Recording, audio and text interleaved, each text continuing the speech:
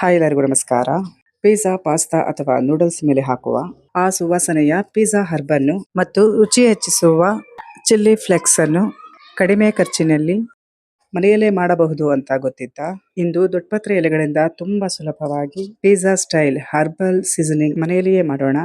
ಮೊದಲಿಗೆ ಸುಮಾರು ನಾನು ಒಂದು 50 ರಿಂದ 55ರಷ್ಟು ಫ್ರೆಶ್ ಆಗಿರುವ ದೊಡ್ಡಪತ್ರೆ ಸೊಪ್ಪನ್ನ ತಗೊಂಡಿದ್ದೀನಿ. ಇದನ್ನ ಚೆನ್ನಾಗಿ ತೊಳೆದು ಒಂದು ಕಾಟನ್ ಬಟ್ಟೆ ಮೇಲೆ ಎತ್ತಿ ಹಾಕಿ ಚೆನ್ನಾಗಿ ಒರೆಸ್ಕೋಬೇಕು. ತೇವಾಂಶ ಜಾಸ್ತಿ ಇದ್ರೆ ಚೆನ್ನಾಗಿ ಡ್ರೈ ಆಗೋದಿಲ್ಲ.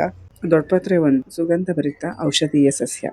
ಇದನ್ನ ಬೆಳೆಸೋದು ಸಹ ತುಂಬಾ ಸುಲಭ.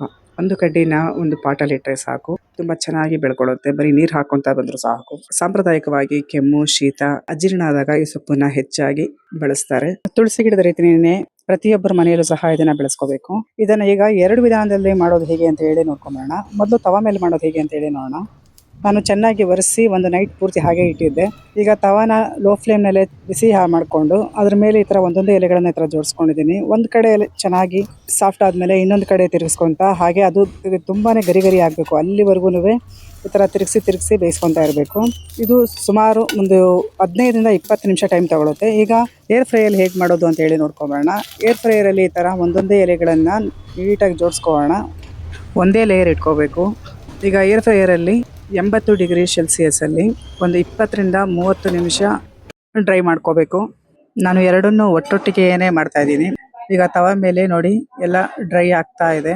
ಇದು ಸ್ವಲ್ಪ ಟೈಮ್ ತಗೊಳುತ್ತೆ.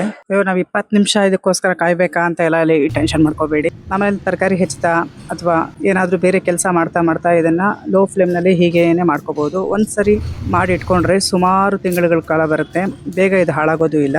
ಒಂದ್ಸರಿ ಡ್ರೈ ಆಗಿರುವಂತಹ ಎಲೆಗಳನ್ನೆಲ್ಲ ಸೈಡಿಗೆ ತಳ್ಳಿ ಮತ್ತೆ ಅದೇ ತವಾದ ಮೇಲೆ ಎಲೆಗಳನ್ನೆಲ್ಲ ಇಟ್ಕೊತಾ ಇದ್ದೀನಿ. ಇದೇ ರೀತಿ ನಾನು ಎಲ್ಲ ಎಲೆಗಳನ್ನು ಡ್ರೈ ಮಾಡ್ಕೊತಾ ಇದ್ದೀನಿ. ಏರ್ ಫ್ರೈಯರಲ್ಲೂ ಅಷ್ಟೇನೆ ಮಧ್ಯೆ 5 ನಿಮಿಷಕ್ಕೊಂದ್ಸರಿ ತೆಗೆದು ಎಲೆಗಳನ್ನ ತಿರುಗಿಸ್ಬೇಕು. ನೋಡಿ ಇದು ಆಗಿದೆ, ಎಷ್ಟು ಕ್ರಿಸ್ಪಿ ಆಗಿದೆ ನೋಡಿ. ಈ ಥರ ಆದರೆ ಕರೆಕ್ಟ್ ಅದ. ಇದು ಕೆಲವೊಂದು ಎಲೆಗಳು ದಪ್ಪ ಇರ್ತವೆ, ಕೆಲವೊಂದು ಎಲೆಗಳು ಸಣ್ಣ ಇರ್ತವೆ. ಟೈಮ್ ಮುಖ್ಯ ಅಲ್ಲ, ಎಲೆಗಳೆಲ್ಲ ಗರಿ ಆಗೋದು ತುಂಬಾ ಮುಖ್ಯ. ಇದು ಎಲೆಗಳನ್ನೆಲ್ಲ ಈಗ ಒಂದು ಸಣ್ಣ ಮಿಕ್ಸಿ ಜಾರಿಗೆ ಸೇರಿಸ್ಕೊತಾ ಇದ್ದೀನಿ. ಮಿಕ್ಸಿ ಜಾರಿಗೆ ಸೇರಿಸ್ಕೊಂಡು ಪಲ್ಸ್ ಮೋಡಲ್ಲಿ ಈ ಥರ ತರಿಯಾಗಿ ಪುಡಿ ಮಾಡ್ಕೋಬೇಕು. ತುಂಬಾ ನುಣ್ಣಗೆ ಮಾಡುವಂತಹ ಅವಶ್ಯಕತೆ ಇಲ್ಲ. ಈ ಹರ್ಬ್ಸ್ ಅನ್ನು pizza, macaroni, pasta, noodles, garlic bread, ವಿವಿಧ ಗ್ರೇವಿಗಳ ಮೇಲೆ ಸಿಂಪಡಿಸಿದ್ರೆ ಅದ್ಭುತವಾದ ರುಚಿ ಮತ್ತೆ ಸುವಾಸನೆ ಸಿಗುತ್ತೆ.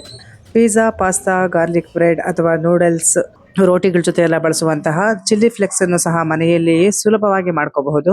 ಬನ್ನಿ ಮಾಡೋದು ಹೇಗೆ ಅಂತ ಹೇಳಿ ನೋಡ್ಕೊಂಬರೋಣ.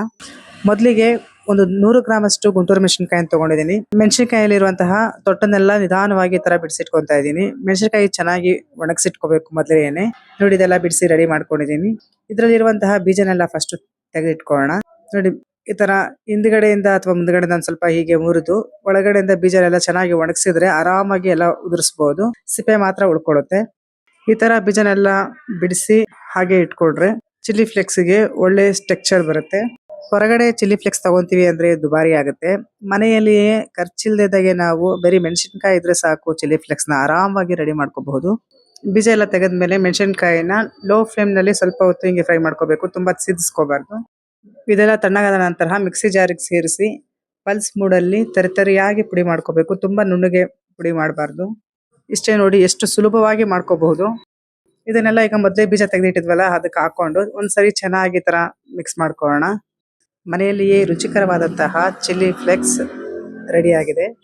ಇದನ್ನ ಒಂದು ಏರ್ ಟೈಟ್ ಕಂಟೈನರ್ ಅಲ್ಲಿ ಸ್ಟೋರ್ ಮಾಡಿ ಇಟ್ಕೊಂಡ್ರೆ ಸುಮಾರು ತಿಂಗಳುಗಳ ಕಾಲ ಹಾಳಾಗೋದಿಲ್ಲ. ಈ ರೆಸಿಪಿ ಇಷ್ಟ ಆಗಿದ್ರೆ ಒಂದು ಲೈಕ್ ಕೊಡಿ, ಹಾಗೆ ಸ್ನೇಹಿತರೊಂದಿಗೆ ಶೇರ್ ಮಾಡಿ. Thanks for watching.